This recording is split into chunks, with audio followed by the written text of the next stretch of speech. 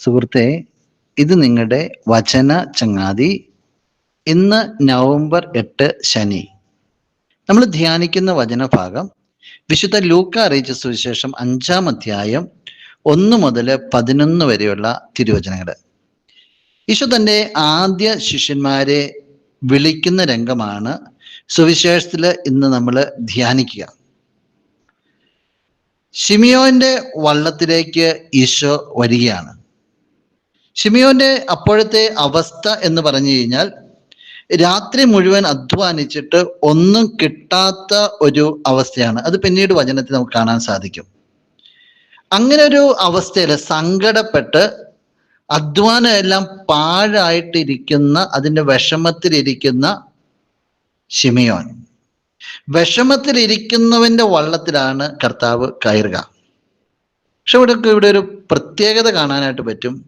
വിഷമിച്ചിരിക്കുന്നതിൻ്റെ വള്ളത്തിൽ കയറിയിട്ട് കർത്താവിൻ്റെ അടുത്തേക്ക് വന്ന് ആളുകളോട് പ്രസംഗിക്കുകയാണ്. വേദനിച്ചിരിക്കുന്ന ശിമിയോനോട് പ്രത്യേകിച്ച് ഒന്നും പറയുന്നില്ല. വള്ളം അല്പം മാറ്റിയിടാൻ മാത്രമേ പറയുന്നുള്ളൂ. പിന്നെ സംസാരിക്കുന്നത് മുഴുവൻ കർത്താവിൻ്റെ ഒപ്പമുണ്ടായിരുന്ന ജനങ്ങളോടാണ്. ചിലപ്പോൾ നിനക്കും അത് തോന്നാം. ജീവിതത്തിന്റെ പ്രതിസന്ധികളിൽ, നൊമ്പരങ്ങളിൽ നീ ഞെരിഞ്ഞു വരുമ്പോൾ, നിന്റെ കർത്താവിന്റെ സന്നിധിയിൽ ഓടിയെത്തുമ്പോൾ, നീ കർത്താവിനോട് പ്രാർത്ഥിക്കുമ്പോൾ ചിലപ്പോൾ നിനക്കും തോന്നാം, എൻ്റെ കർത്താവ് മിണ്ടാതിരിക്കുന്നത്, എൻ്റെ കർത്താവിന് എന്നോട് ദേഷ്യമാണ്, എന്നെ കർത്താവിനും വേണ്ടേ? പലപ്പോഴും ജീവിതത്തിൽ ഉയരാവുന്ന ഒരു ചോദ്യമാണ്.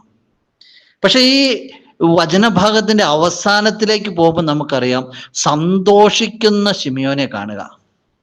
ഈശോ അവന്റെ പ്രശ്നങ്ങൾ എന്താന്ന് ചോദിച്ചില്ലെങ്കിലും, അവന്റെ പ്രശ്നത്തിലേക്ക് ആദ്യമേ ഇടപെട്ടില്ലെങ്കിലും, അവസാനം ആ പ്രശ്നത്തിനൊരു ഉത്തരം കൊടുക്കുന്നുണ്ട്.